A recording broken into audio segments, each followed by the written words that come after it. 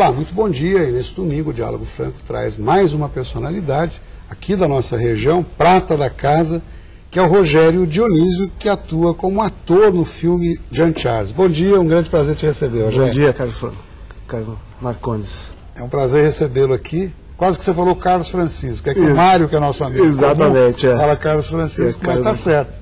Carlos Francisco Pupi Marcondes. Exato. Então pode usar o que você quiser. Tá ok. Eu que agradeço. Prazer te receber. Eu agradeço a oportunidade de estar aqui com o senhor, com todos nós da Bandeirantes. Com você. Com você. Tá bom, fica à vontade, Rogério. Rogério, você é professor de educação física por vocação ou por opção? A época que você optou pela faculdade, era uma opção que você tinha ou realmente você é vocacionado? Bom, todo mundo até critica, né? Por que fazer educação física, né? Eu fiz educação física mais por vocação, até, porque o meu passado esportivo.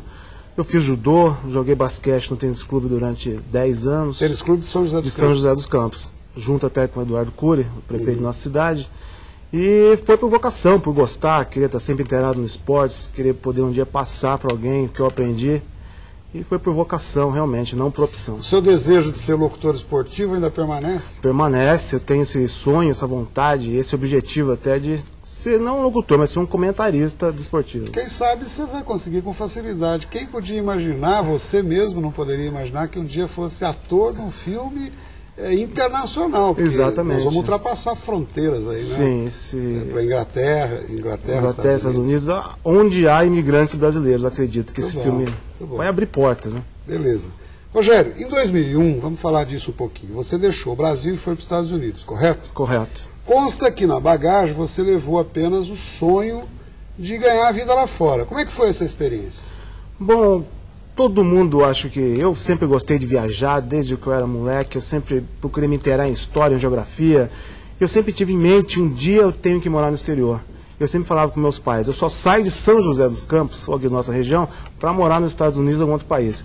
E havia um amigo meu lá, ele me convidou a ir aos Estados Unidos, eu sem bagagem nenhuma, sem falar inglês, quase sem dinheiro. E eu sem lenço e sem documento. Sem lenço e sem documento. Porque certas coisas são mais fáceis no exterior do que no Brasil, certo? Mas você foi como imigrante ilegal, no caso? Eu tenho o passaporte europeu já desde 92. Cidadania italiana? Italiana, pela minha mãe.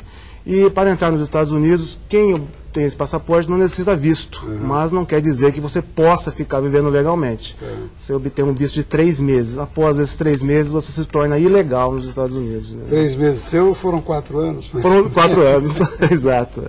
É uma outra época, né? Exatamente, mais difícil, daqui a pouco nós vamos falar sobre isso. Ok. Rogério, por que você, após os 4 anos nos Estados Unidos, que nós estamos falando, resolveu partir para a Inglaterra? O que te levou a isso? Bom, como eu havia dito, tanto pela ilegalidade de viver nos Estados Unidos, porque ficou muito difícil agora, as leis de imigrações do governo Bush mudaram todas, você não consegue mais renovar uma carteira de motorista, porque se você não tem uma carteira de motorista nos Estados Unidos, você não vive. E como eu tenho passaporte europeu, muitos amigos meus me aconselharam, vá para a Europa, para você vive legalmente. Aí eu voltei ao Brasil no final de 2005, ou 2006, 2005. Não me acostumei a ficar aqui, fui partir para a Europa viver legalmente. E aí, dessa forma, você permaneceu na Inglaterra até agora que voltou para Até agora, fazem 3 meses que eu retornei. Para divulgar o filme? Para divulgar o filme, tanto para o meu diretor, o Henrique, falou, acho que melhor você ir para o Brasil, que lá você vai ter muito mais chance de aparecer do que aqui na Inglaterra. Porque aqui você é considerado um brasileiro, mesmo tendo um passaporte italiano, você é considerado um brasileiro aqui. Rogério, e como é que foi a sua experiência em Londres no contexto geral? Você lá era barman, não é isso? Isso. No pub inglês. Exato. Atuava como segurança. No Emirates Stage, né? Isso. Estádio do Arsenal. Como é que foi essa experiência? Bom, como eu tinha dito, tendo um passaporte europeu na Europa não quer dizer que você vai obter excelentes empregos. Emprego bom é para inglês. Depois vem quem tem passaporte europeu.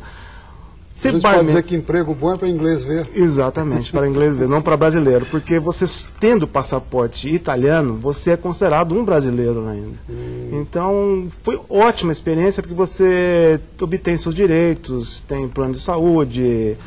Não é difícil viver na Europa com passaporte italiano, com passaporte europeu.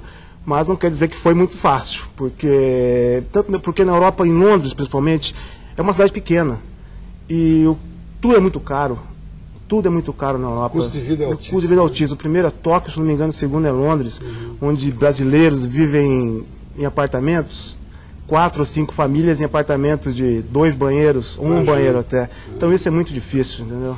E ainda na sequência disso que nós estamos falando, no geral os brasileiros ainda são discriminados nos Estados Unidos e Europa? Essa discriminação vai mais em cima de brasileiro ou não?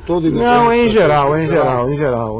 Mas o brasileiro paga mais caro? O brasileiro paga mais caro por causa disso. Eu não sei dizer porquê, mas tem muito brasileiro que vai não discriminando ninguém. Muitos não falam inglês, não se adaptam. Como você não falava? Não falava, exatamente.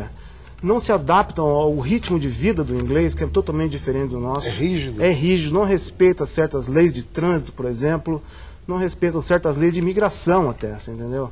Então, isso brasileiro. Isso brasileiro. E o inglês respeita mesmo. Respeita mesmo. Então, não... Basta dizer que nem a Constituição inglesa é escrita, ela é tradicional. Exatamente. Então, quer dizer, pega muito com o brasileiro, assim, mas acho que todo mundo que não é inglês é bem discriminado na Europa ainda. É, realmente, isso aí nós vamos falar daqui a pouquinho. Eu vou pedir um minuto de licença a todos, a gente vai para um breve intervalo e já volta com essa conversa interessante aqui no Diálogo Franco. Até lá.